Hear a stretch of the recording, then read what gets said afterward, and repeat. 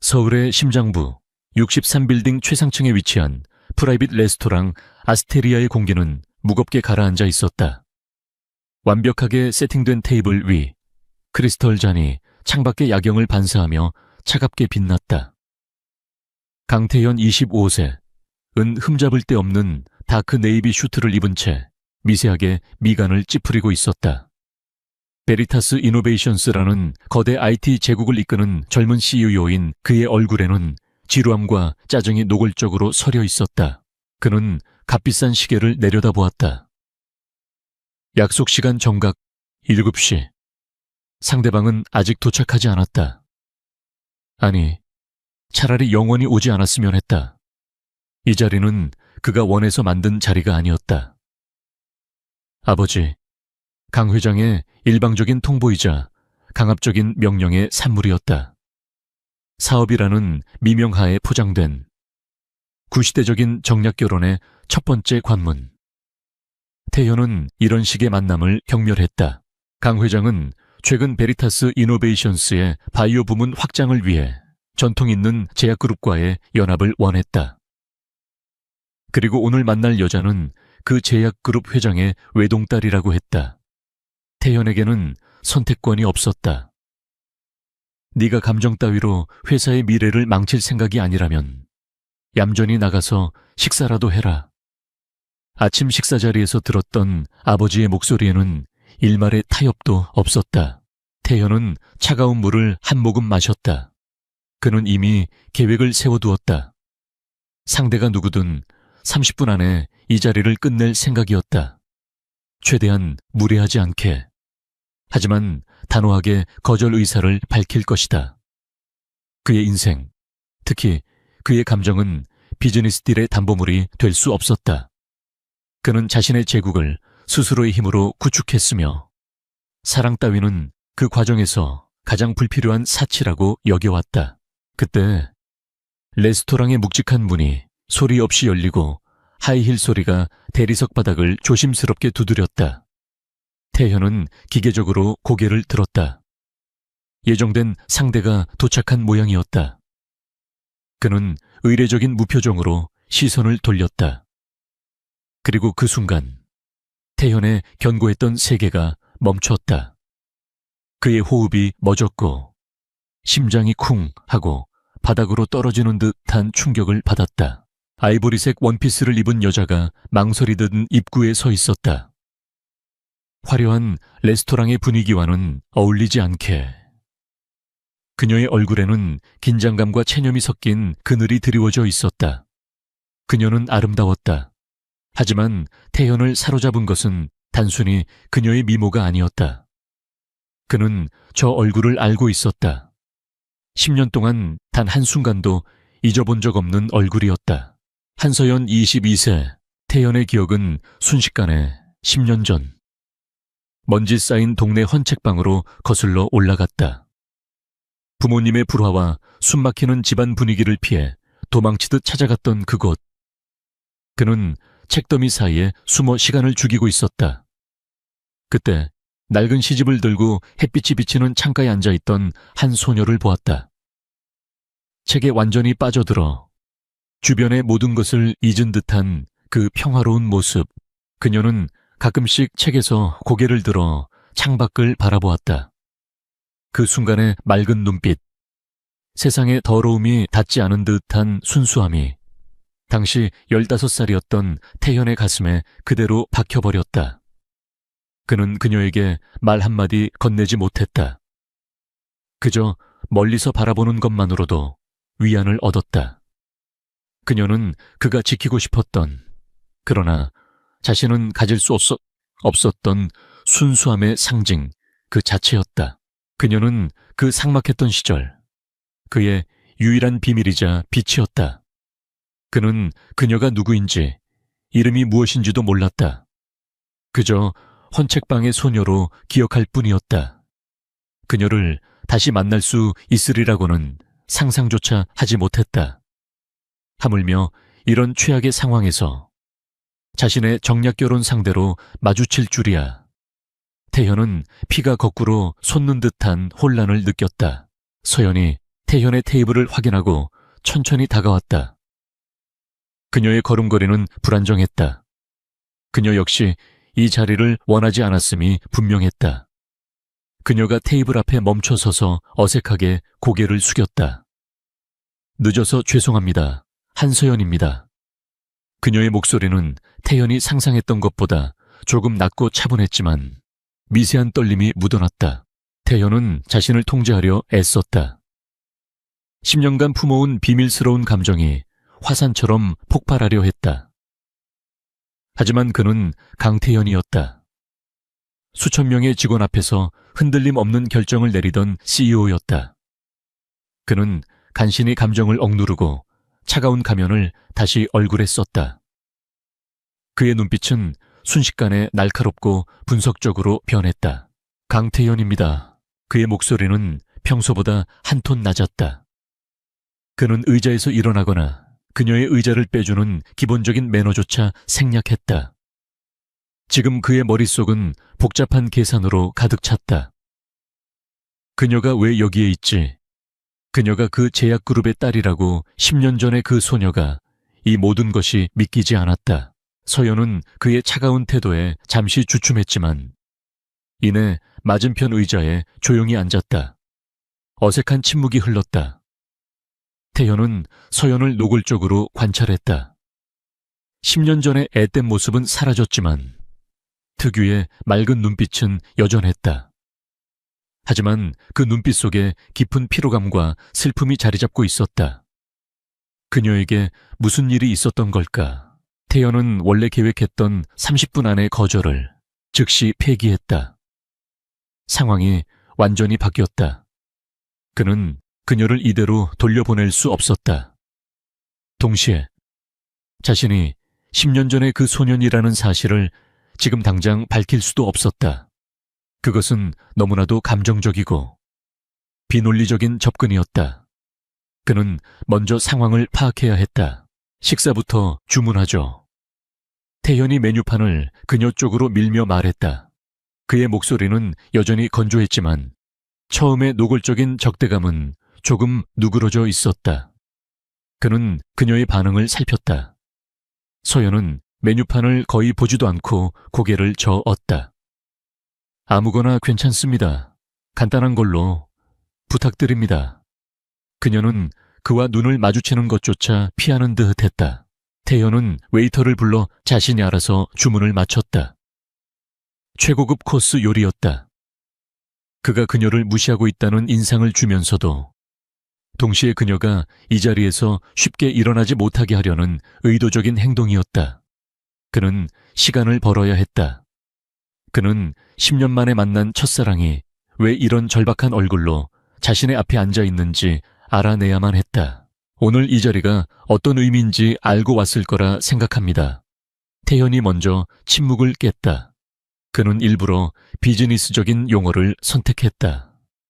감정을 배제하고 그녀의 의도를 떠보려는 심산이었다. 서연은 흠칫 놀라며 태연을 바라보았다. 드디어 두 사람의 시선이 정면으로 마주쳤다. 그녀의 눈동자가 혼란스럽게 흔들렸다. 네, 대충은 듣고 왔습니다. 서연이 힘겹게 대답했다. 그녀는 테이블 아래로 손을 내려 주먹을 꽉 쥐었다. 그 작은 움직임을 태연의 날카로운 눈이 놓치지 않았다. 그녀는 무언가를 두려워하고 있었다. 아니, 무언가에 쫓기고 있었다. 태현은 직감했다. 이 만남은 단순한 정략 결혼이 아니라 그녀에게는 절박한 거래일 수도 있다는 것을 태현은 심장이 차갑게 식는 것을 느꼈다. 10년 전 그의 유일한 빛이었던 그녀가 돈 때문에 팔려 나오던 이 자리에 앉아 있다는 말인가. 분노가 치밀어 올랐다.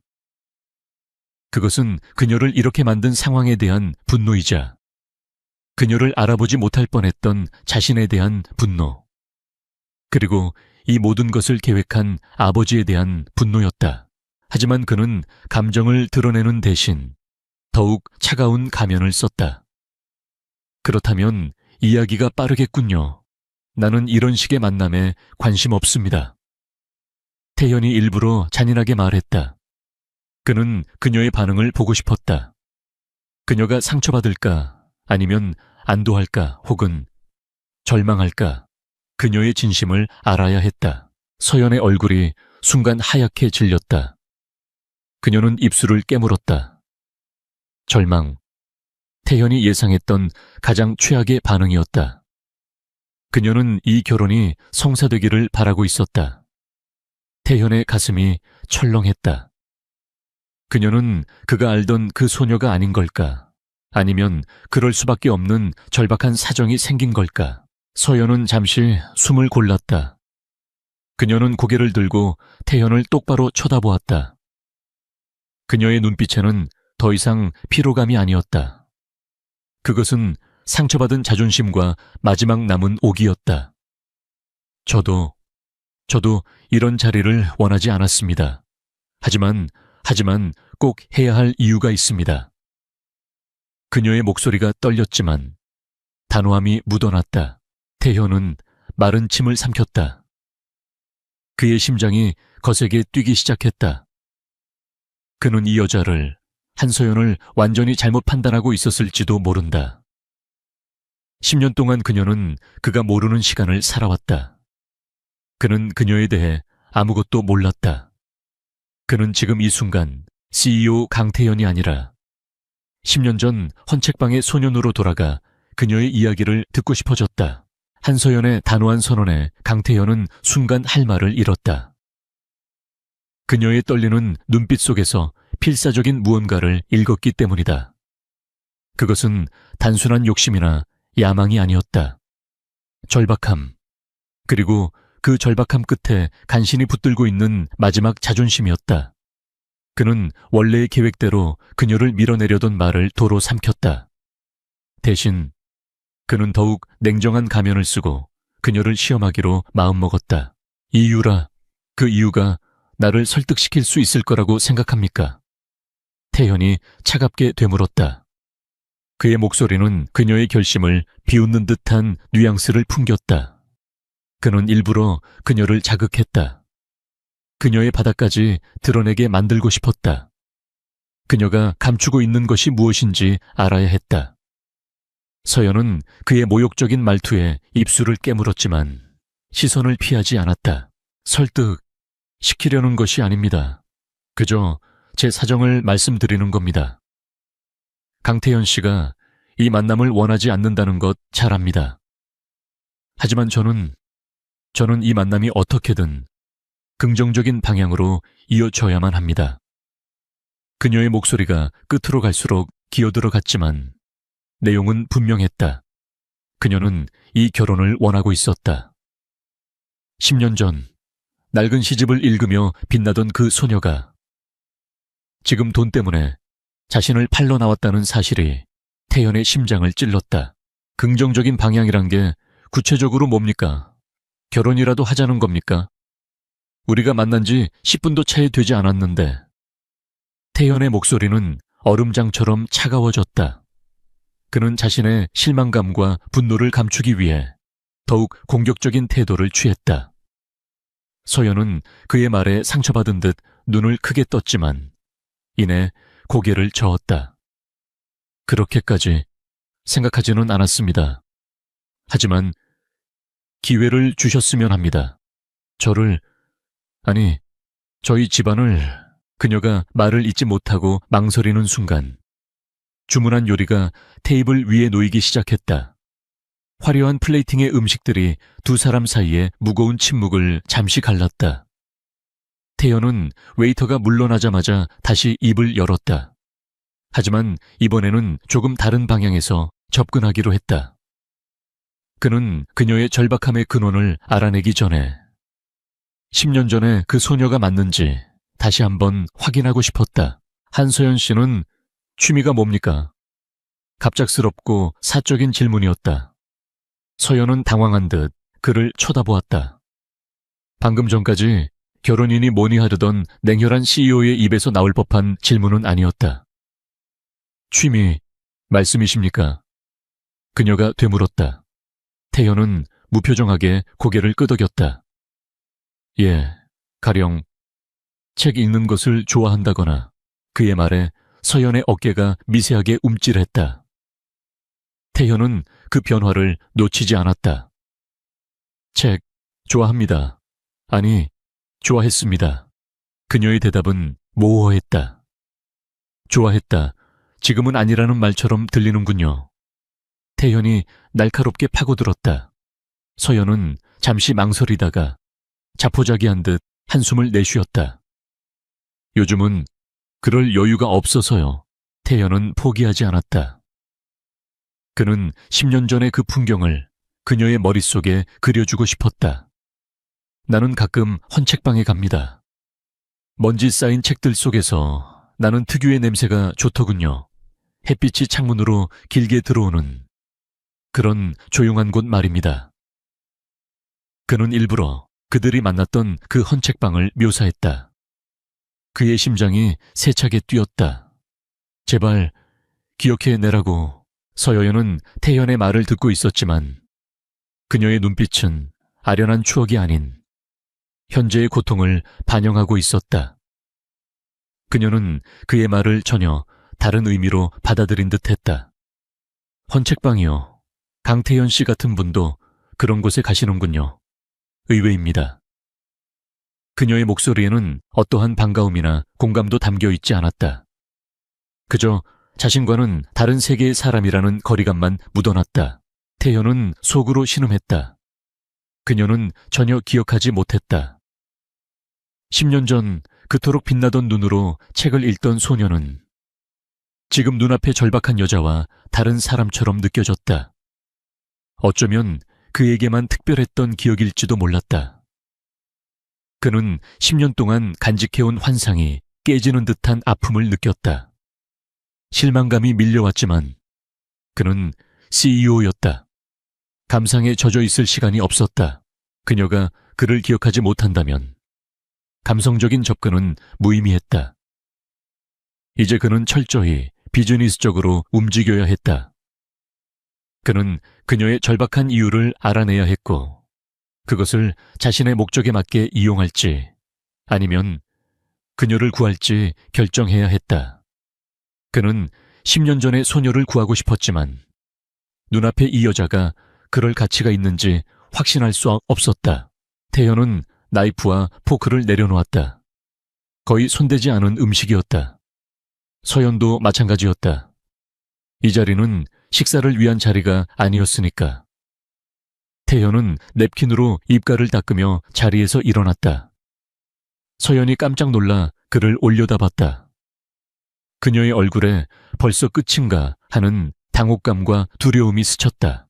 이만 일어나겠습니다. 태현이 차갑게 말했다. 서연은 황급히 따라 일어났다. 그녀는 무언가 말을 해야 한다고 생각했지만 무슨 말을 해야 할지 몰랐다. 이대로 그를 보낸다면 모든 것이 끝이었다. 강태현 씨. 그녀가 다급하게 그를 불렀다. 태현이 돌아섰다. 그의 눈은 다시 그녀를 분석하는 날카로운 CEO의 눈빛으로 돌아와 있었다. 오늘 만남에 대해서는 제가 고려해 보겠습니다. 그의 말은 예상 밖이었다. 서연은 거절당할 것이라 생각했는데 고려라니 그것은 희망의 끈일까? 아니면 더 잔인한 고문일까? 매언저 연락하지 마십시오. 필요하다면 제가 연락할 겁니다. 태연은 그 말만 남기고 레스토랑을 빠져나갔다. 그의 걸음에는 망설임이 없었다. 서연은 그가 사라진 문을 망연자실하게 바라보며 자리에 주저앉았다. 그녀는 자신이 성공한 것인지 아니면 완전히 실패한 것인지조차 알 수 없었다. 엘리베이터를 타고 내려오는 내내 태연의 머릿속은 복잡하게 돌아갔다. 그녀는 그를 기억하지 못했다. 하지만 그는 그녀를 똑똑히 기억했다. 그리고 그녀는 절박했다.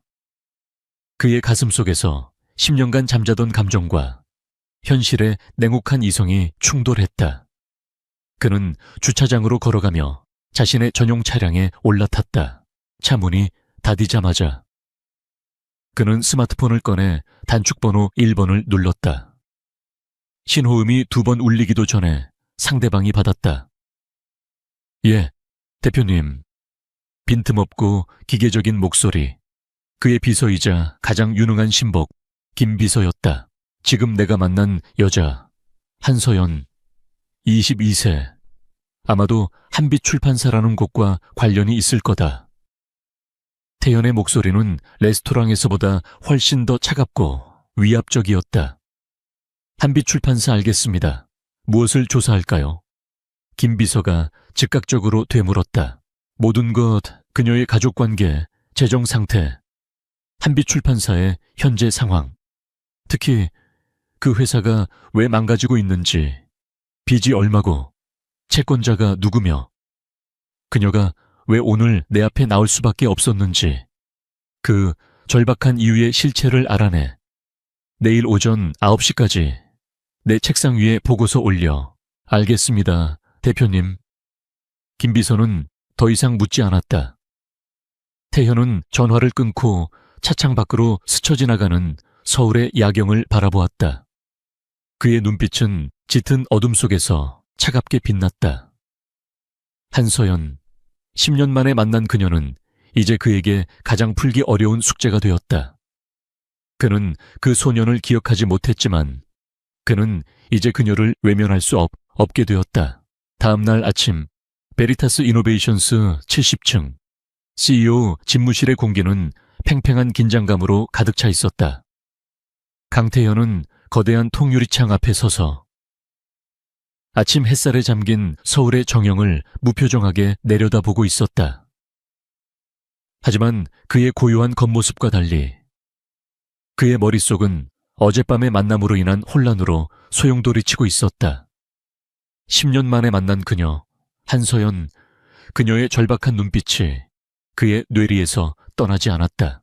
정확히 오전 9시, 집무실 문이 소리 없이 열리고 김 비서가 칼같이 다듬어진 보고서를 들고 들어왔다. 그의 얼굴은 평소와 다름없는 무표정이었지만 그가 가져온 소식의 무게를 암시하듯 평소보다 걸음걸이가 조금 더 묵직했다. 대표님, 요청하신 한서연 씨와 한빛 출판사에 대한 보고서입니다. 김 비서가 보고서를 태연의 책상 위에 올려놓았다. 태연은 천천히 돌아서서 책상 앞 가죽 의자에 깊숙이 몸을 묻었다. 그는 보고서 표지를 한동안 말없이 응시했다. 한서연. 그 이름 석자가 어젯밤과는 전혀 다른 무게로 다가왔다. 그는 손을 뻗어 보고서를 집어들었고 첫 장을 넘겼다. 그의 눈이 첫 번째 문단을 훑어 내리자마자 그의 미간이 좁혀지기 시작했다. 보고서의 내용은 충격적이었다. 김 비서의 조사는 언제나처럼 철저하고 무자비할 정도로 정확했다. 한서연은 그가 예상했던 제약그룹의 딸이 아니었다. 그것은 강 회장과 서연의 어머니가 꾸며낸 명목상의 포장이었다. 그녀의 아버지는 30년 전통의 중견 출판사 한빛의 창립자 한상진 대표였고 현재 중병으로 쓰러져 경영 일선에서 물러나 있었다. 문제는 한빛 출판사의 현 상황이었다. 보고서에 따르면 한빛은 현재 파산 직전이었다. 누적된 부채가 수십억에 달했고 주거래 은행은 추가 대출을 거부한 상태였다. 이 모든 상황의 배후에는 거대 미디어 그룹 미래컬처가 있었다. 미래컬처는 최근 몇 년간 공격적인 인수합병으로 몸집을 불려온 신흥 강자였고 그들의 다음 타깃이 바로 한빛의 고전 문학 데이터베이스였다. 태연의 눈이 한 이름에서 멈췄다. 미래컬처 CEO 최민준 26세. 태연은 이 이름을 잘 알고 있었다. 업계에서 그와 유일하게 라이벌로 거론되는 인물이었다. 항상 화려한 언론 플레이와 과시적인 경영 스타일로 태연과는 정반대의 길을 걸어온 남자. 최민준은 한빛을 고사시키기 위해 조직적으로 저자들을 빼가고 대형 서점 유통망을 차단하는 등 비열한 방식을 총동원하고 있었다. 보고서의 마지막 장에는 서연의 어머니가 왜 이 말도 안 되는 맞선 자리를 주선했는지가 적혀 있었다. 그녀는 남편의 평생이 담긴 출판사를 살리기 위해 지푸라기라도 잡는 심정으로 과거 강 회장과의 작은 인연을 이용해 태연과의 맞선을 성사시킨 것이었다. 그녀에게 이 결혼은 딸의 행복이 아닌 회사의 생존이 걸린 마지막 도박이었다. 태연은 보고서를 덮고 눈을 감았다. 어젯밤 서연이 보였던 절박함, 꼭 해야 할 이유가 있습니다 라고 말하며 떨던 그 목소리의 의미가 이제야 완벽하게 이해되었다. 그녀는 사랑 없는 결혼을 원하는 속물이 아니라 무너져가는 가정을 지키기 위해 자신을 제물로 바치려 했던 것이었다. 태현은 가슴을 애는 듯한 통증과 함께 차가운 분노가 치밀어 오르는 것을 느꼈다. 그의 10년간의 순수했던 기억이 이 더럽고 잔인한 현실과 충돌했다. 그가 지켜주고 싶었던 그 소녀가 하필이면 그의 가장 혐오하는 라이벌인 최민준에 의해 벼랑 끝으로 몰리고 있었다. 그리고 자신의 아버지는 그 벼랑 끝에 선 그녀를 이용해 또 다른 비즈니스적 이득을 취하려 하고 있었다. 이 모든 상황이 역겨웠다. 바로 그때 그의 집무실 전화기가 요란하게 울렸다. 발신자 표시는 회장실이었다. 태현은 깊은 한숨을 내쉬고 수화기를 들었다. 네, 아버지. 그의 목소리는 감정이 배제된 채 차갑게 울렸다. 어젯밤 그 자리는 어땠느냐? 수화기 너머로 강 회장의 불만 섞인 고함이 터져나왔다. 그는 아들의 무미건조한 반응이 마음에 들지 않는다는 듯했다. 그냥 식사 자리였습니다. 태연이 짧게 대답했다.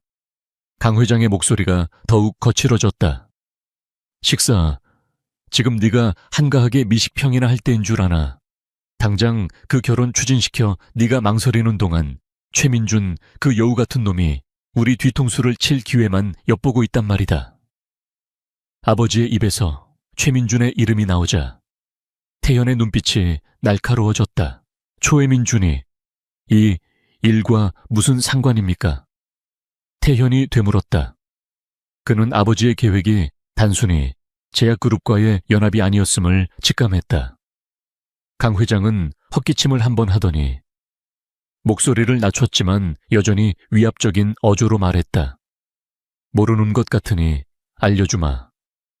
미래컬처의 최민준 역시 우리 그룹과의 연합을 원하고 있다. 다른 경로를 통해서지. 강 회장은 태현이 맞선을 본 제약그룹이 사실상 미래컬처의 자금줄 중 하나이며 태현이 이 결혼을 거부할 경우 최민준이 그 제약그룹은 물론 한빛출판사까지 헐값에 집어삼키고 우리 그룹의 바이오 부문 진출까지 방해할 것이라고 했다. 그 한서연이라는 애, 어차피 최민준 손에 망가질 운명이야. 네가 그걸 이용해서 우리 쪽으로 끌어들이면 우리는 최민준의 돈줄과 발목을 동시에 잡는 거다. 이해했나? 태현은 주먹을 꽉 쥐었다. 손톱이 손바닥을 파고드는 고통이 느껴졌다. 아버지에게 한서연은 그저 이용 가치가 있는 폐에 불과했다. 그녀의 절망과 고통은 고려 대상조차 아니었다. 그 애는 그냥 미끼야. 네가 망설이면 최민준이 그 미끼를 물고 더 큰 괴물이 될 거다. 회사의 미래가 걸린 일이야. 감정 따위 집어치워. 강 회장은 그 말만 남기고 일방적으로 전화를 끊었다. 집무실에는 다시 정적이 찾아왔다. 태현은 자리에서 일어나 다시 창밖을 바라보았다.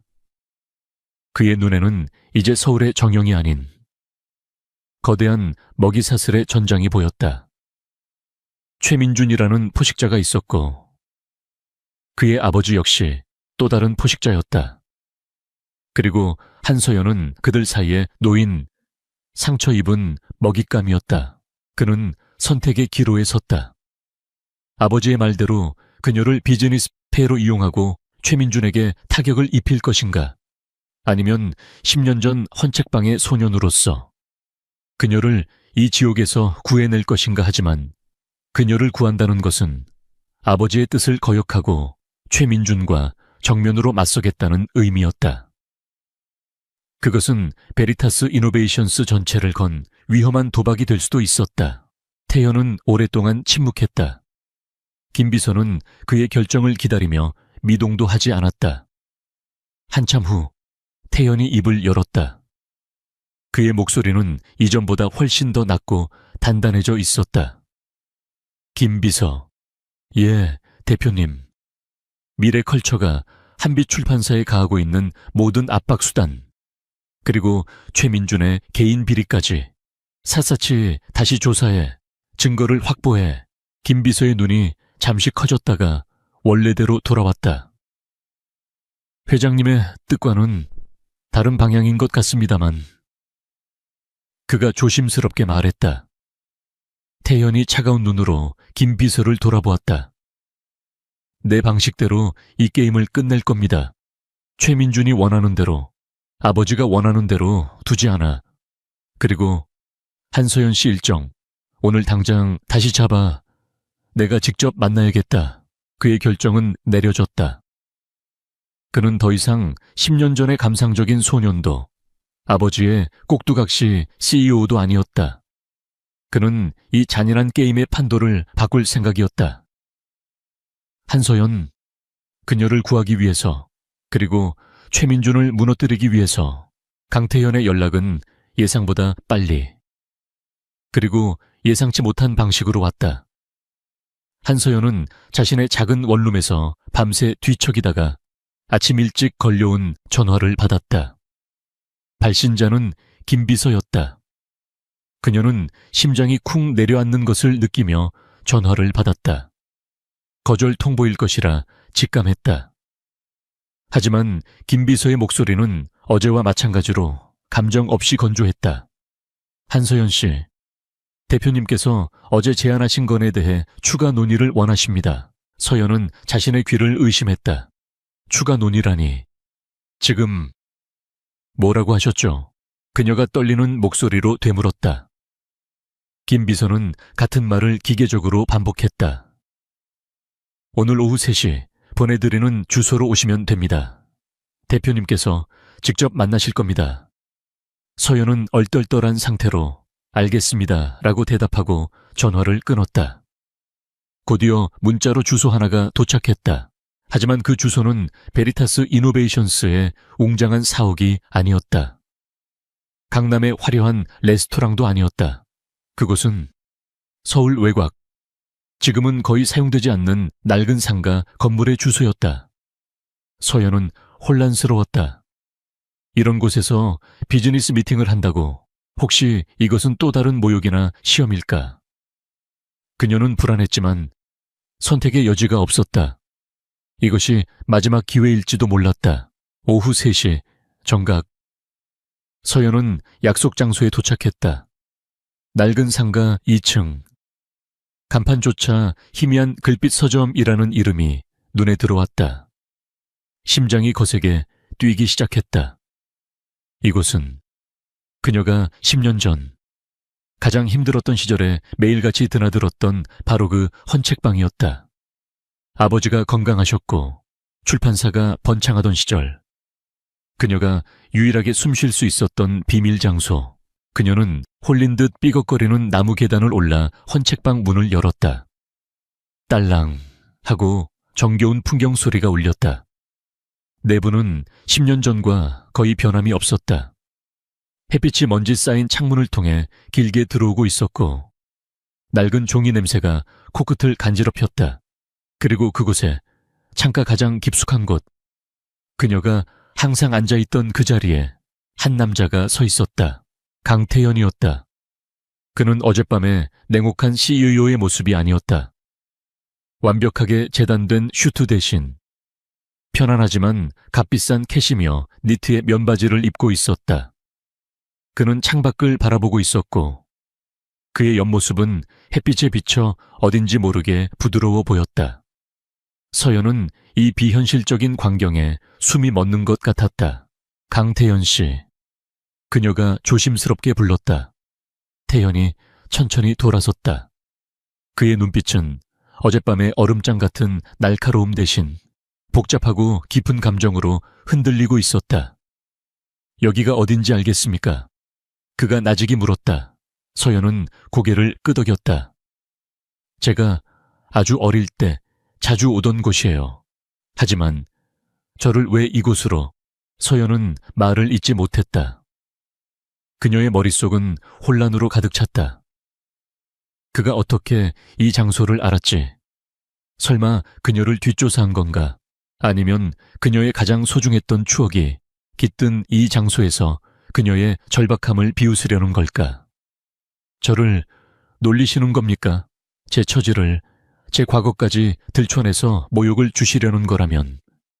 그녀의 목소리가 분노와 슬픔으로 떨려 나왔다. 태연은 그녀의 말에 고개를 저었다. 그는 그녀에게 천천히 다가왔다. 놀리는 게 아닙니다. 확인하고 싶었을 뿐입니다. 무엇을 확인한다는 거죠? 서연이 경계심을 늦추지 않고 물었다. 태연은 그녀와 몇 걸음 떨어진 곳에서 멈춰 섰다. 그는 서점 한 구석, 책더미가 쌓여있던 곳을 바라보았다. 10년 전 이 자리였습니다. 태연의 목소리가 낮게 잠겼다. 매일 오후 창가 바로 이 자리에 앉아 시집을 읽던 소녀가 있었습니다. 서연의 심장이 쿵 하고 내려앉았다. 그녀는 눈을 크게 떴다.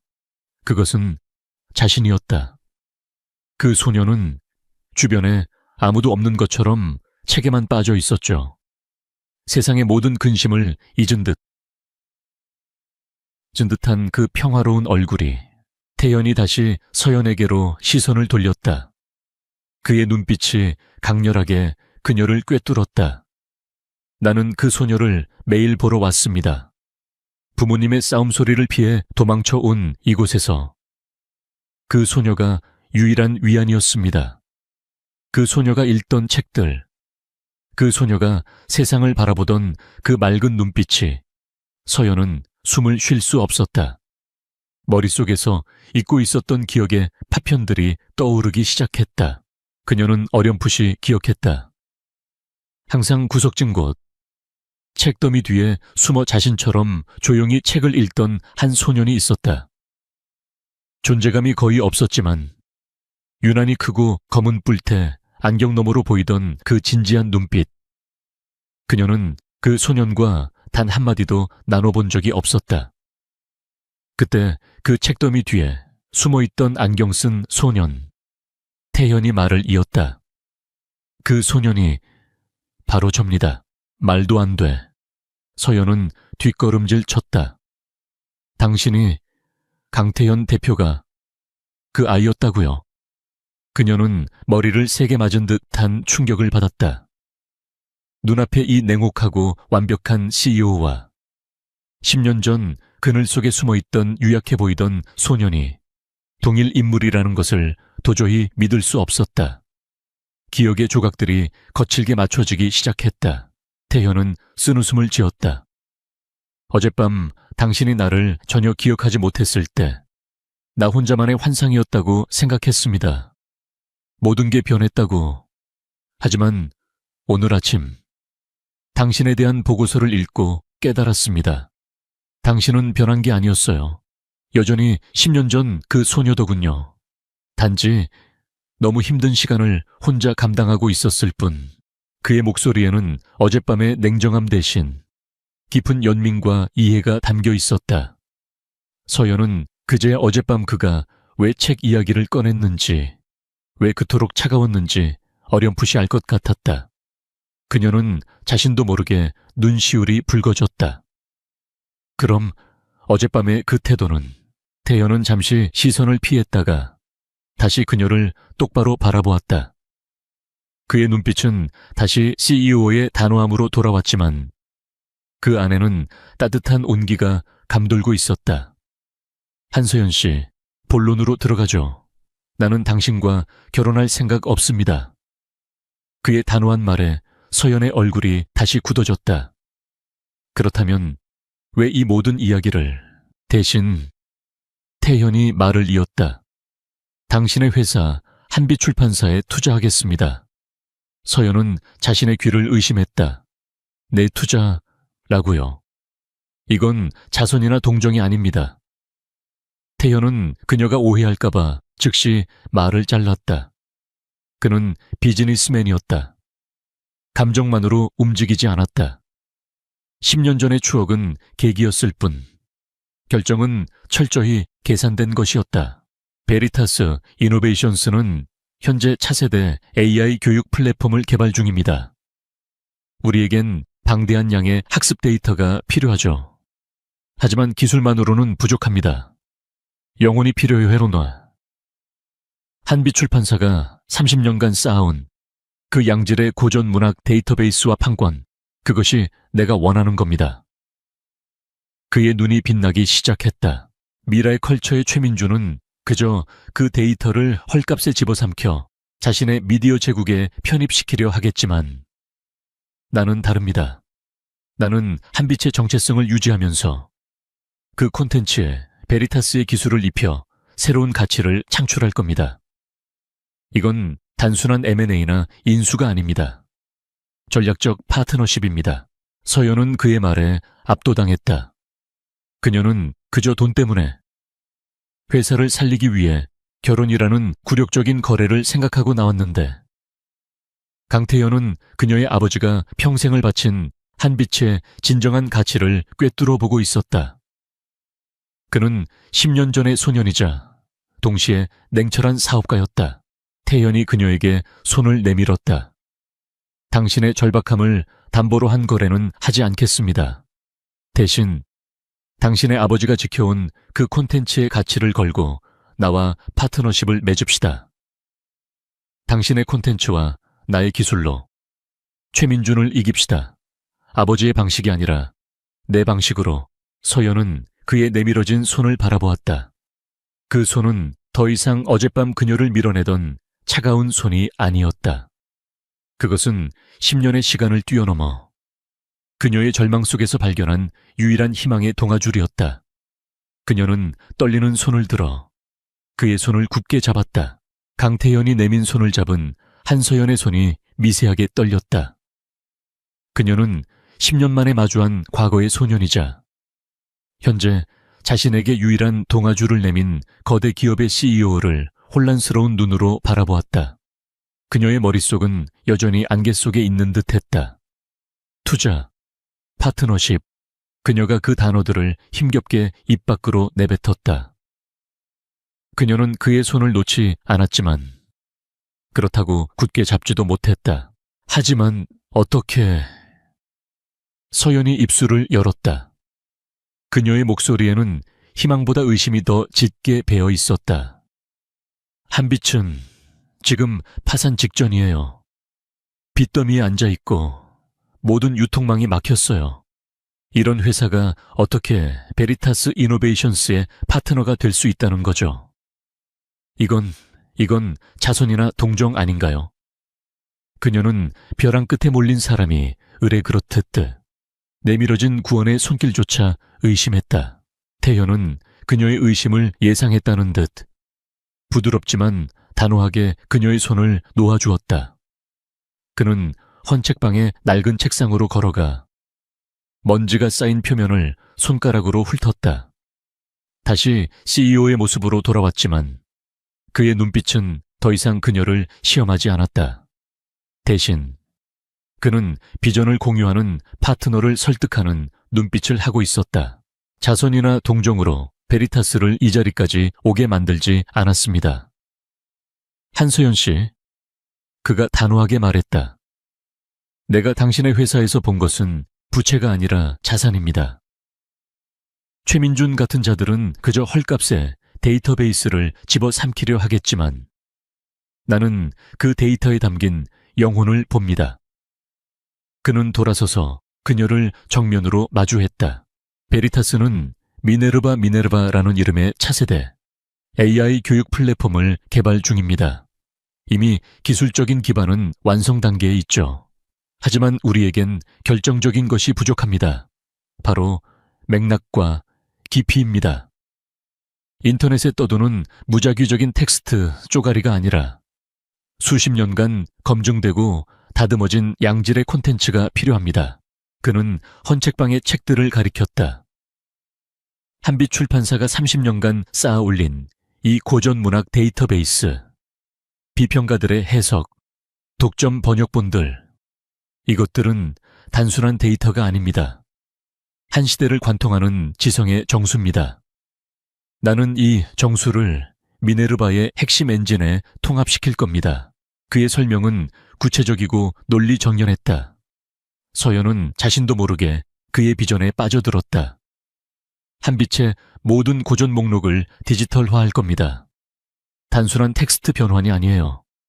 베리타스의 AI는 한빛에 축적된 해석을 바탕으로 문학작품의 문맥을 학습하고 사용자에게 맞춤형 분석과 토론 주제를 제공할 겁니다. 학생들은 더 이상 고전을 지루하게 암기하는 것이 아니라 AI와 함께 대화하며 탐구하게 될 겁니다.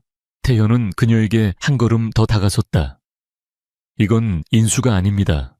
한빛은 독립적인 편집권을 유지할 겁니다. 아니, 오히려 강화될 겁니다. 베리타스는 기술과 자본을 제공하고 한빛은 콘텐츠의 심장부 역할을 하는 겁니다. 당신의 아버지가 지켜온 그 정체성을 그대로 유지하면서 그것을 21세기에 맞는 방식으로 확장시키는 겁니다. 이것이 내가 제안하는 전략적 파트너십의 본질입니다. 그의 말에는 10년 전 소년의 감상도, 그녀를 동정하는 연민도 없었다. 오직 냉철한 사업가의 통찰과 미래에 대한 확신만이 존재했다. 그는 그녀의 절박함이 아니라 그녀의 아버지가 평생을 바친 유산의 가치를 보고 거래를 제안하고 있었다. 서연은 처음으로 자신이 구걸하는 입장이 아니라 동등한 파트너로서 존중받고 있음을 깨달았다. 서연은 깊게 숨을 들이마셨다.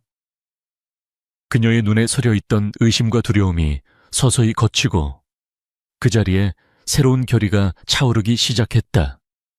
그녀는 아버지의 병실에서 채권자들의 독촉 전화 앞에서 수없이 무너졌지만 지금 이 순간 그녀는 한빛 출판사의 상속자로서 다시 일어서고 있었다.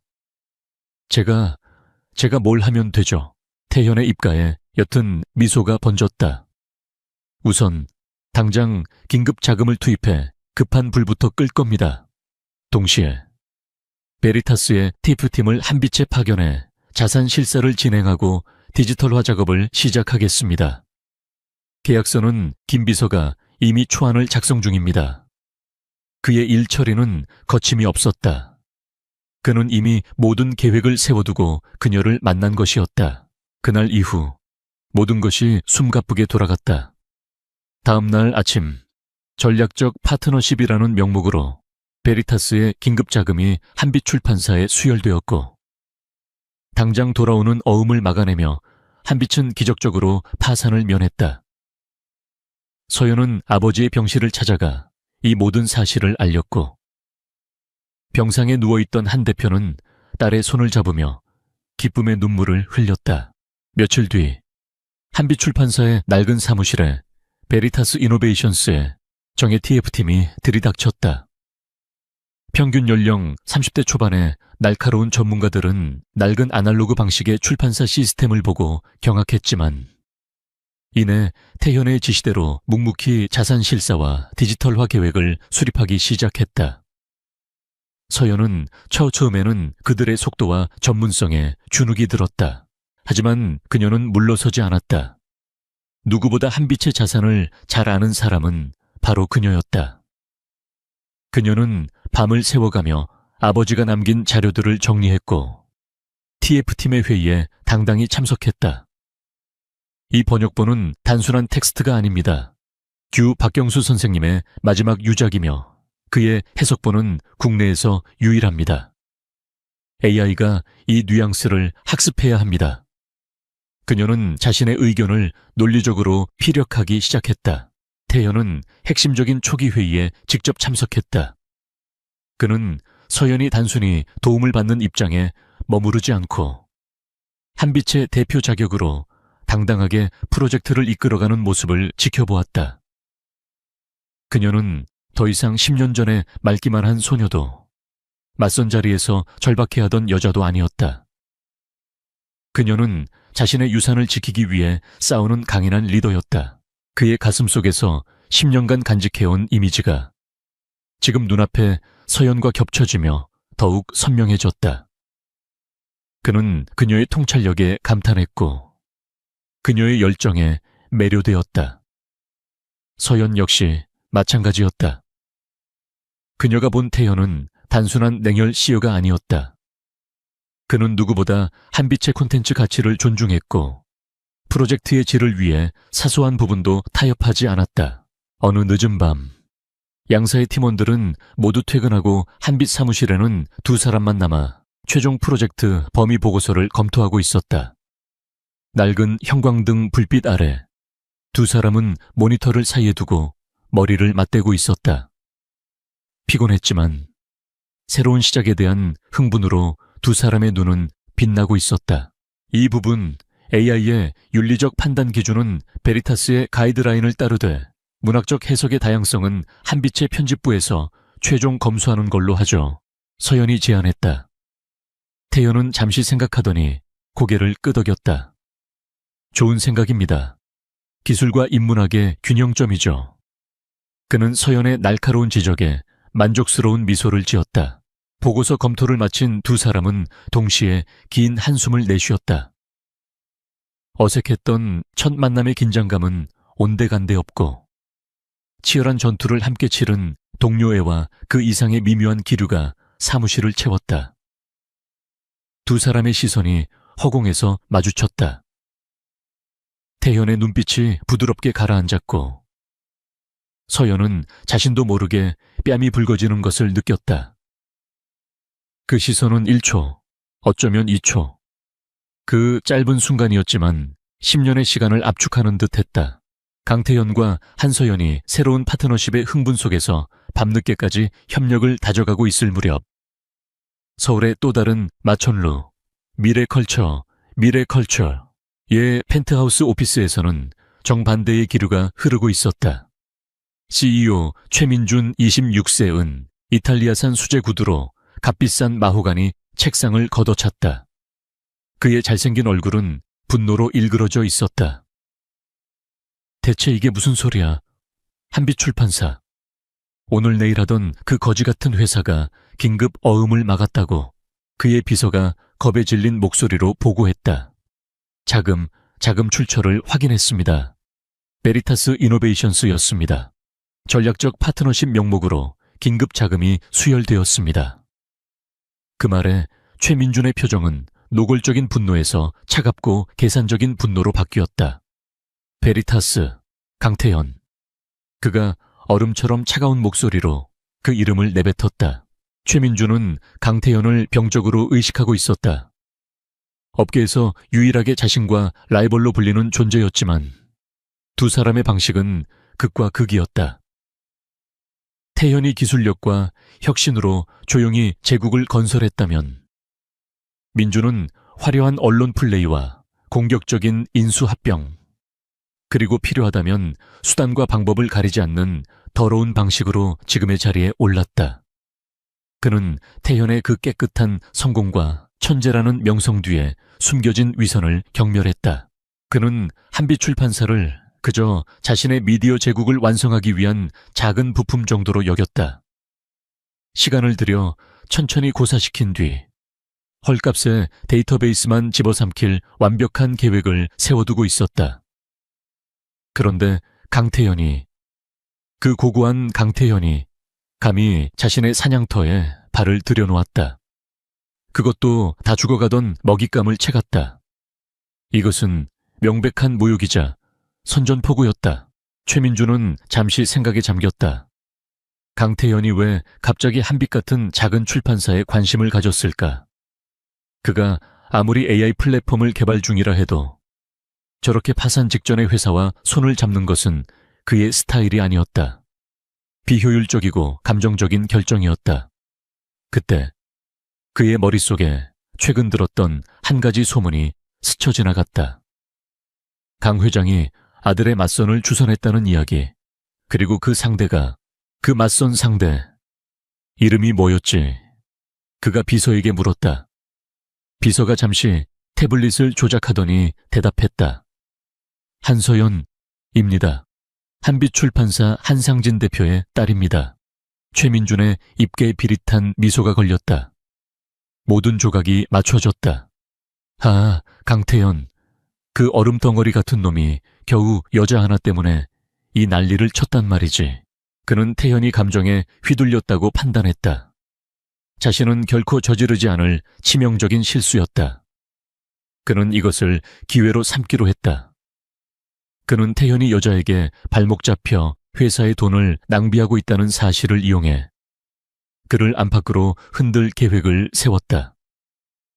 그의 첫 번째 목표는 강태연의 가장 강력한 후원자이자 감시자인 강 회장이었다. 최민준은 즉시 강 회장에게 전화를 걸었다. 그는 특유의 깍듯하고 예의 바른 목소리를 연기했다.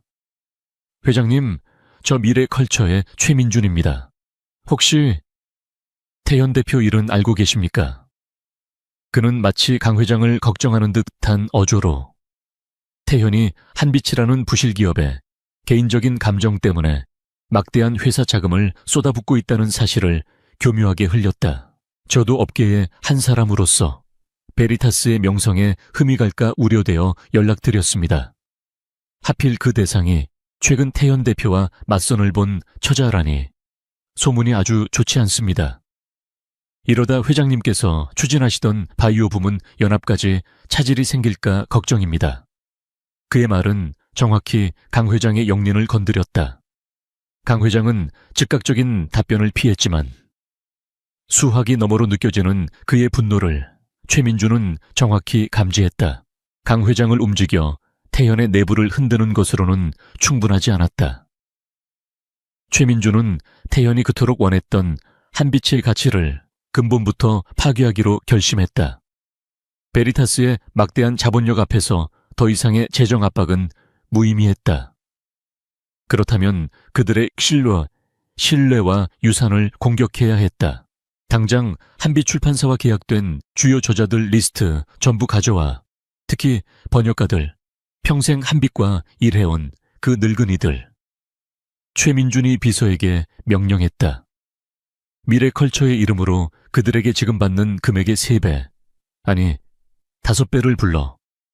우리 플랫폼에서 얼마나 화려하게 데뷔시켜줄 수 있는지 똑똑히 알려줘. 낡아빠진 종이책이 아니라 새로운 미디어의 왕이 될 기회라고. 그의 전략은 비열했지만 효과적이었다. 한빛출판사는 수십 년간 저자들과의 신뢰를 바탕으로 운영되어 온 것이었다. 하지만 그 신뢰도 당장의 경제적인 어려움 앞에서는 흔들릴 수밖에 없었다. 최민준은 그들의 불안감을 파고들었다. 동시에 그는 출판업계와 IT업계 양쪽에 악의적인 소문을 퍼뜨리기 시작했다. 베리타스의 AI 교육 플랫폼은 껍데기뿐이다. 강태연이 어린 여자에게 빠져 회사 돈 수십억을 날리고 있다. 한빛출판사가 30년 전통을 헐값에 팔아넘기고 강태현의 놀이개가 되었다. 베리타스의 AI가 한빛의 저자들의 저작권을 모두 빼앗을 것이다. 이러한 소문들은 치명적이었다. 이제 막 디지털화 작업을 시작하며 희망에 부풀어 있던 한빛의 내부 직원들이 술렁이기 시작했다. 그리고 결정적으로 한빛의 가장 소중한 자산인 저자들이 흔들리기 시작했다. 서연의 사무실로 평생 아버지와 함께 해온 노작가들의 항의 전화가 빗발치기 시작했다. 서연 양, 이게 어떻게 된 일인가? 내 작품이 그 차가운 기계 쪼가리의 학습 도구가 된다는 게 사실인가? 미래컬처에서 나에게 지금의 5배를 제안했네. 한빛과의 의리를 지키고 싶지만 나도 먹고 살아야 하지 않겠나. 서연은 필사적으로 그들을 설득하려 했지만 최민준이 심어놓은 의심과 불안의 씨앗은 걷잡을 수 없이 퍼져나갔다. 강태현과 그녀가 헌책방에서 맺었던 순수한 파트너십은 이제 CEO의 사적인 스캔들과 배신이라는 더러운 누명에 휩싸이기 시작했다. 두 사람 사이에 겨우 싹트기 시작했던 신뢰. 첫 번째 균열이 생기기 시작했다. 강태현은 끊어진 전화를 멍하니 바라보았다. 한서연의 울음 섞인 목소리가 귓가에 메아리 쳤다. 전부 끝이에요. 그 한마디가 그의 심장을 얼음 송곳으로 찌르는 듯했다. 최민준의 계략은 성공했다.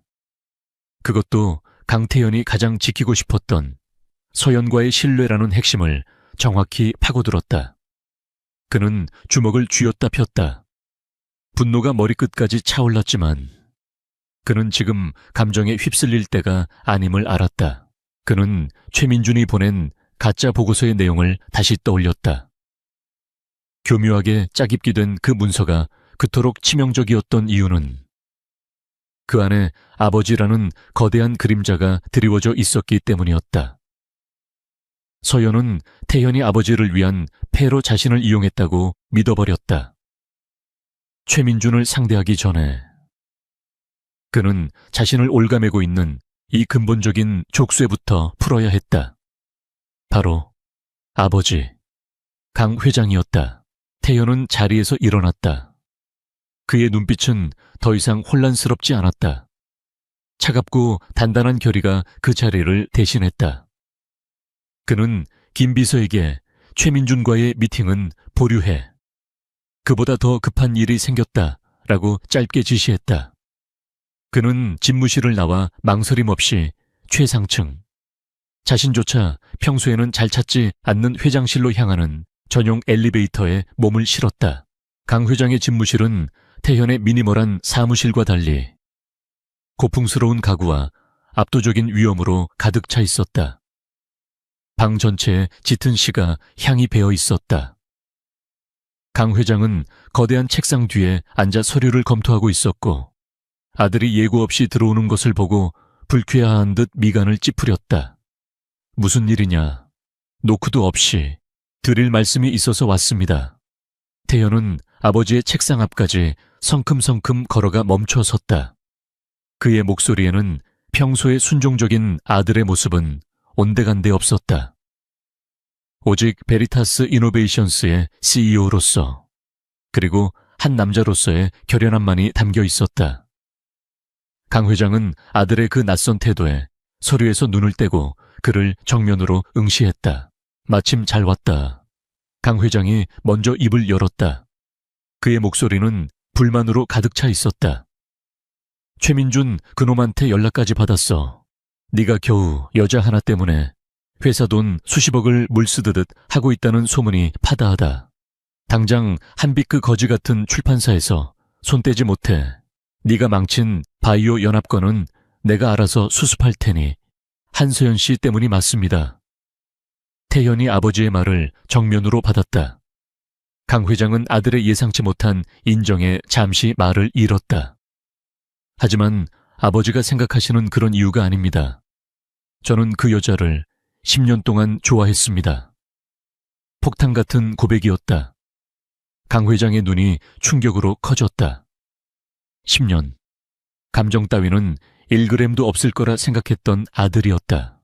태연은 잠시 숨을 골랐다. 10년 전 헌책방의 기억. 그 지옥 같던 시절 자신에게 유일한 빛이 되어주었던 소녀에 대해 덤덤히 하지만 단호하게 이야기하였다. 제가 오늘날 베리타스를 이끌 수 있는 힘의 근원 중 하나가 그 사람이었습니다. 그런데 아버지는 그 사람을, 최민준은 그 사람의 가족을 벼랑 끝으로 몰았습니다. 그의 목소리에는 날카로운 비난이 담겨 있었다. 강 회장은 실소를 터뜨렸다. 충격은 잠시였다. 그는 곧 이성을 되찾고 아들을 비웃었다. 고작 10년 전 풋사랑 때문에 이 모든 일을 벌였다고 네가 그렇게 감상적인 놈인 줄은 몰랐구나. 당장 그만둬라. 그깟 여자애 하나 때문에 회사의 미래를 망칠 셈이냐. 그 애는 그냥 미끼일 뿐이야. 미끼가 아닙니다. 핵심입니다. 태연의 목소리가 낮고 강하게 울렸다. 그는 아버지의 감정적인 비난을 이성적인 전략으로 맞받아쳤다. 아버지께서는 한빛을 단순한 부실 출판사로 보시겠지만 저는 베리타스의 미래를 보았습니다. 제가 추진하는 AI 플랫폼 미네르바의 핵심은 기술이 아니라 콘텐츠입니다. 그것도 영혼이 담긴 콘텐츠 말입니다. 태현은 한빛의 데이터베이스가 왜 미네르바에 필수적인지, 단순한 데이터 수집이 아니라 어떻게 AI의 문맥적 이해와 윤리적 판단의 기준을 세울 것인지 논리적으로 설명하기 시작했다. 이것은 최민준의 조잡한 미디어 제국과는 차원이 다른 기술과 인문학이 결합된 진정한 혁신이었다. 그는 이것이 바이오 부문보다 훨씬 더 큰 장기적인 가치를 지닌다고 역설했다. 최민준은 그 가치를 모르고 헐값에 집어삼키려 했지만 저는 그 가치를 알아봤습니다. 한빛과의 파트너십은 제 감상적인 선택이 아니라 베리타스를 다음 세대로 이끌 가장 중요한 전략적 결정입니다. 그리고 한서연 씨는 그 핵심 가치를 지킬 유일한 사람이고요. 그는 한서연이 단순한 사랑의 대상이 아니라 이 거대한 프로젝트의 필수 파트너임을 분명히 했다. 강 회장은 아들의 논리 전견한 비전에 잠시 압도당했지만 이내 고개를 저었다. 그는 평생을 비즈니스 거래로 살아온 사람이었다. 아들의 이 고상한 비전보다는 당장의 이익과 최민준과의 연합이 더 현실적으로 보였다. 궤변이다. 그래서 내 10년 묵은 사랑과 그럴듯한 비전 때문에 내가 추진해온 모든 것을 포기하란 말이냐. 태연은 아버지를 똑바로 바라보았다. 더 이상 설득은 무의미했다. 이제는 선택을 강요할 차례였다. 포기하십시오, 아버지. 그의 목소리는 얼음처럼 차가웠다. 만약 아버지가 계속해서 최민준과 손을 잡으려 하시거나 한빛과의 파트너십을 방해하신다면 그 순간 저는 베리타스 이노베이션스의 모든 것을 내려놓겠습니다. 후계자 자리, 대표이사직, 아버지의 아들이라는 이름까지 전부 버리겠습니다. 강 회장은 숨을 멈췄다. 상속포기, 각서를 쓰겠습니다. 그리고 저는 한서연 씨와 함께 빈손으로 다시 시작하겠습니다. 제 기술과 그녀의 콘텐츠만으로도 아버지가 평생 일군 것보다 더 위대한 것을 만들 자신이 있습니다. 이것은 단순한 협박이 아니었다. 진심이었다. 집무실에는 무거운 침묵이 흘렀다. 강 회장은 아들의 얼굴을 멍하니 바라보았다. 그는 평생 아들이 자신의 통제에 있다고 믿었다. 자신의 제국을 물려받을 완벽한 후계자라고 생각했다.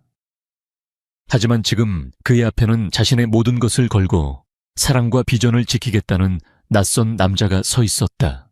강 회장은 처음으로 아들의 그 깊이를 알 수 없는 눈동자에서 두려움을 느꼈다. 저것은 자신이 결코 꺾을 수 없는 의지였다. 그는 아들의 10년이라는 감정의 깊이와 그 감정을 뛰어넘는 냉철한 전략, 그리고 모든 것을 버릴 수 있는 결단력에 완전히 충격을 받았다. 그는 의자에 깊숙이 몸을 기댔다. 그는 자신의 아들을 다시 평가하기 시작했다. 태연은 더 이상 대답을 기다리지 않았다. 그는 자신의 뜻을 분명히 전달했다. 제 결정은 확고합니다. 이제 아버지께서 선택하십시오. 그는 차갑게 돌아서서 묵직한 집무실 문을 열고 나갔다. 혼자 남은 강 회장은 떨리는 손으로 책상 위에 놓인 시가를 집어들었지만 불을 붙일 생각조차 하지 못했다. 운명의 날이 밝았다. 베리타스 이노베이션스의 차세대 AI 플랫폼 미네르바. 이 공식 론칭 이벤트가 열리는 코엑스 컨벤션 홀은 수백 명의 투자자, 언론인, 그리고 업계 관계자들로 발 디딜 틈이 없었다. 업계의 판도를 바꿀 것이라 예고된 기술 시연회에 대한 기대감으로 공기는 뜨겁게 달아올라 있었다. 하지만 무대 뒤 한서연은 얼음물에 빠진 듯 온몸이 차갑게 식어 있었다. 그녀는 강태현의 간곡한, 그러나 거의 명령에 가까운 요청으로 이 자리에 와 있었다. 전화를 끊어버린 그날 밤, 그는 그녀의 집 앞으로 찾아왔다. 그는 변명하거나 해명하지 않았다. 그저 굳은 얼굴로 당신이 단 한순간이라도 나를 믿었다면 내일 당신의 두 눈으로 모든 것을 똑똑히 확인해 주십시오. 그게 내가 당신에게 바라는 전부입니다. 라고 말하고 돌아섰다. 서효연은 밤새 그가 보낸 가짜 보고서와 10년 전 헌책방에서의 진실된 눈빛 사이에서 고뇌했다. 그녀는 여전히 그를 완전히 믿을 수 없었지만 동시에 이 모든 것을 확인하지 않고 도망치고 싶지도 않았다. 그녀는 결국 이곳에 왔지만 심장은 자신이 곧 처형당할 죄수처럼 두려움에 떨고 있었다. 그때 행사장 입구가 소란스러워졌다. 초대받지 않은 손님. 미래컬처의 최민준이 보란 듯이 자신의 측근 기자들을 대동하고 입장했다. 그는 마치 개선 장군처럼 당당했고 여유로운 미소를 띠고 있었다. 그는 이미 모든 준비를 마쳤다. 강 회장을 통한 내부 압박, 저자들의 이탈로 인한 한빛의 신뢰도 추락, 그리고 한서연과의 감정적인 균열. 그는 오늘 강태현이 공들여 쌓은 탑을 대중 앞에서 무너뜨릴 작정이었다. 잠시 후 행사장의 조명이 어두워지고 무대 중앙에 스포트라이트가 비쳤다. 강태현이 무대 위로 걸어 나왔다. 그는 완벽한 다크 그레이 슈트를 입고 있었으며 그의 얼굴에는 한치의 흔들림도 없는 냉철한 CEO의 모습만이 존재했다. 그는 쏟아지는 플래시 세례에도 눈 하나 깜빡하지 않고 마이크 앞에 섰다. 오늘 베리타스 이노베이션스는 단순한 기술을 발표하는 것이 아닙니다.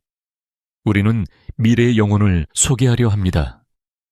태현의 낮고 울림 있는 목소리가 장내를 압도했다.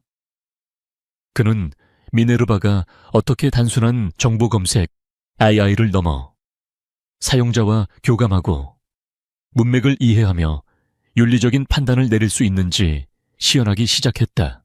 그리고 그는 프레젠테이션의 가장 중요한 장을 화면에 띄웠다. 미네르바의 심장 한빛 출판사. 기술은 뼈대일 뿐입니다. 미네르바의 영혼을 불어넣는 것은 바로 30년간 축적된 한빛 출판사의 인문학적 유산입니다. 이 파트너십은 인수가 아닙니다. 종속도 아닙니다. 기술과 인문학의 완벽한 결합입니다. 그가 자랑스럽게 한빛과의 협업을 선언하는 순간 객석에 앉아있던 최민준이 손을 들고 일어섰다. 강태현 대표님, 정말 감명 깊은 프레젠테이션입니다. 그가 일부러 큰 소리로 외치며 모두의 이목을 집중시켰다. 하지만 우리가 이 위대한 기술에 투자하기 전에 한 가지 명확히 해야 할 것이 있지 않습니까? 장내가 술렁이기 시작했다. 무대 뒤에 서연은 심장이 멎는 것 같았다.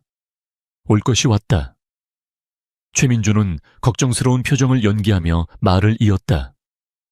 강 대표님께서 파트너라고 부른 한빛 출판사가 사실상 파산 직전의 부실 기업이라는 것은 공공연한 사실입니다.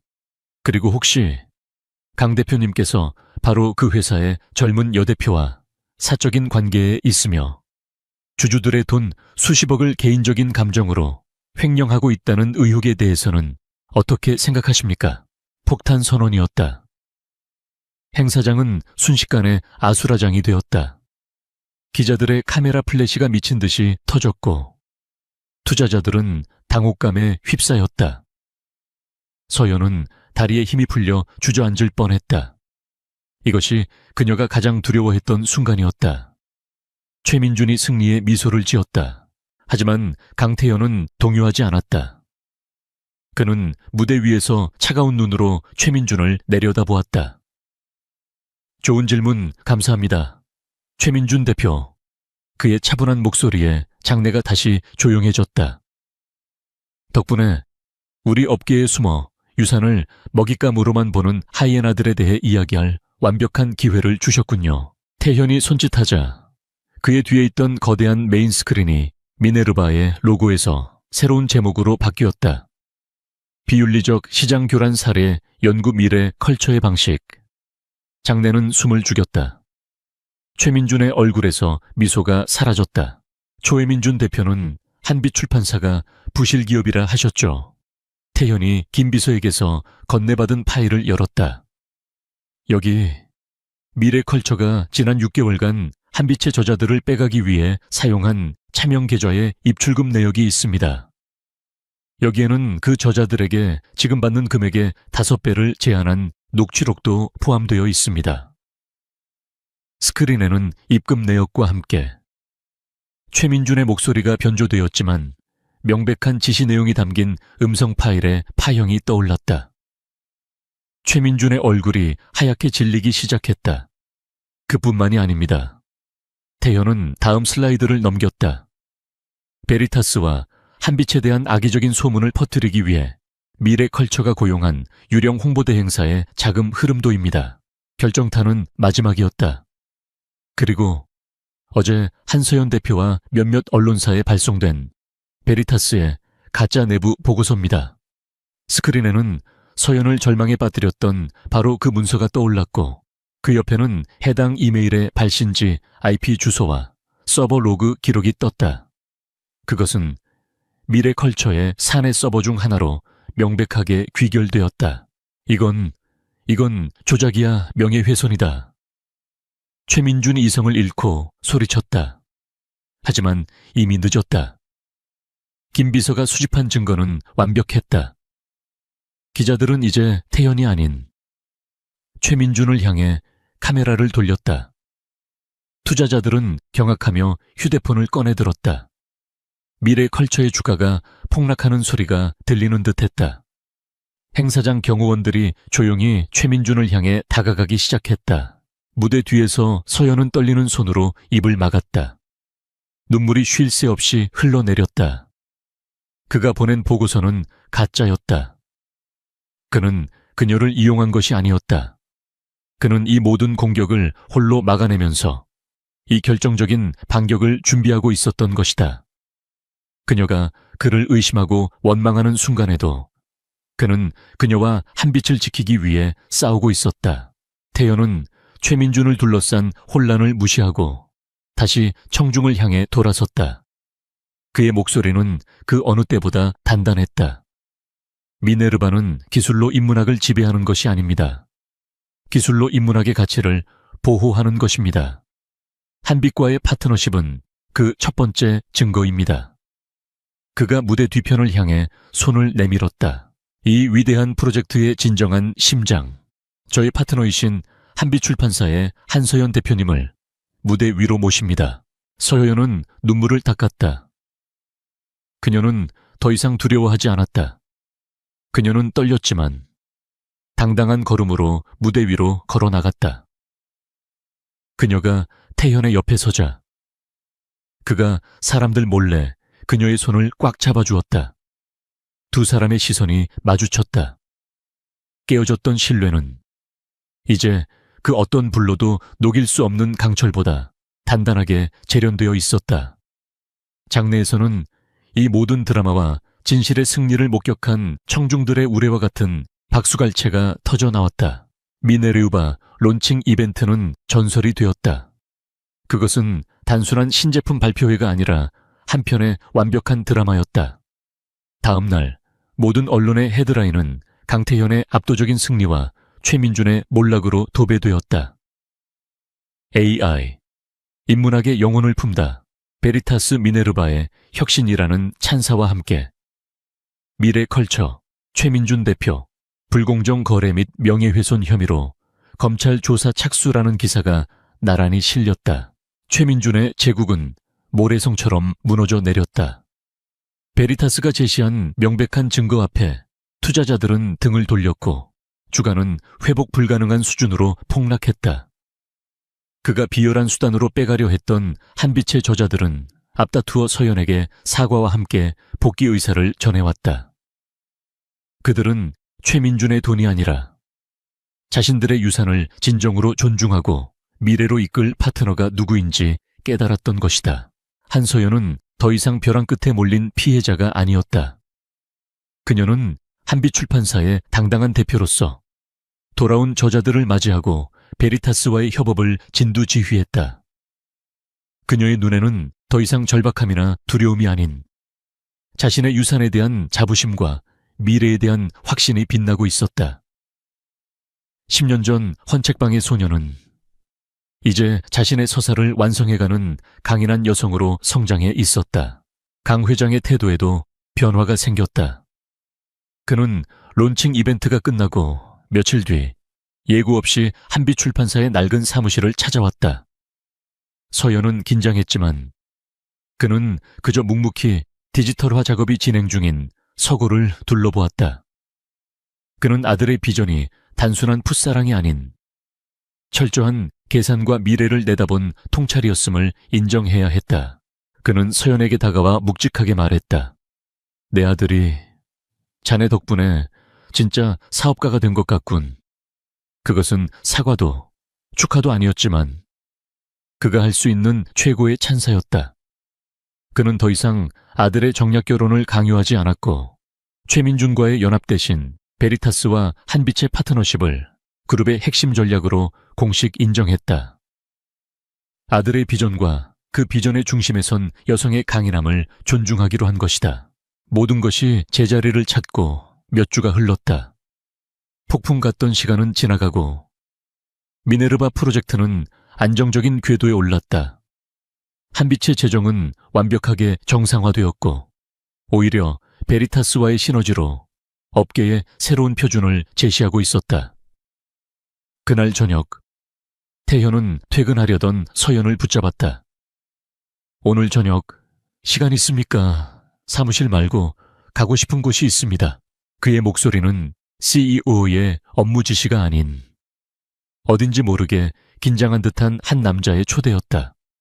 서연은 미소 지으며 고개를 끄덕였다. 태연의 차가 향한 곳은 두 사람의 이야기가 다시 시작된 그곳. 글빛 서점이었다. 저녁 노을이 헌책방의 창문으로 부드럽게 쏟아져 들어오고 있었다. 그들은 더 이상 절박한 거래나 전략적인 만남을 위해 온 것이 아니었다. 두 사람은 말없이 낡은 책장 사이를 걸었다. 먼지 쌓인 책 냄새가 편안하게 코끝을 감쌌다. 더 이상 비즈니스 파트너로서의 긴장감이나 서로를 향한 의심은 존재하지 않았다. 그저 10년의 시간을 돌고 돌아 마침내 서로의 곁에 서게 된 두 남녀의 편안한 침묵만이 흘렀다. 태현이 걸음을 멈춘 곳은 10년 전 그녀가 항상 앉아있던 창가자리 앞이었다. 그는 한참 동안 창밖을 바라보더니 마침내 서연을 향해 돌아섰다. 그의 눈빛은 론칭 무대 위에 냉철한 CEO도 아버지와 대면하던 결연한 후계자도 아니었다. 그곳에는 10년 전 책더미 뒤에 숨어 그녀를 바라보던 소년의 수줍음과 그녀를 향한 깊은 애정이 그대로 담겨 있었다. 서연 씨, 그가 나직이 그녀의 이름을 불렀다. 지난 몇 주간 나는 내 모든 것을 걸고 싸웠습니다. 최민준과도 싸웠고 아버지와도 싸웠죠. 하지만 사실 내가 가장 두려워하며 싸웠던 상대는 나 자신이었습니다. 서연은 숨을 죽이고 그의 고백을 들었다. 10년 전 이곳에서 당신을 처음 봤을 때 나는 당신이 나의 유일한 빛이라고 생각했습니다. 하지만 동시에 당신은 내가 절대 가져서는 안 될 약점이기도 했습니다. 그는 쓴 웃음을 지었다. CEO 강태현에게 감정은 사치였으니까요. 그래서 당신을 다시 만났을 때 나는 이 감정을 숨기려 했고 내 방식으로 당신을 지키려 했습니다. 하지만 그것이 오히려 당신에게 가장 큰 상처를 주었죠. 당신을 의심하게 만들고 나를 믿지 못하게 만들었습니다. 하마터면 당신을 영원히 잃을 뻔했습니다.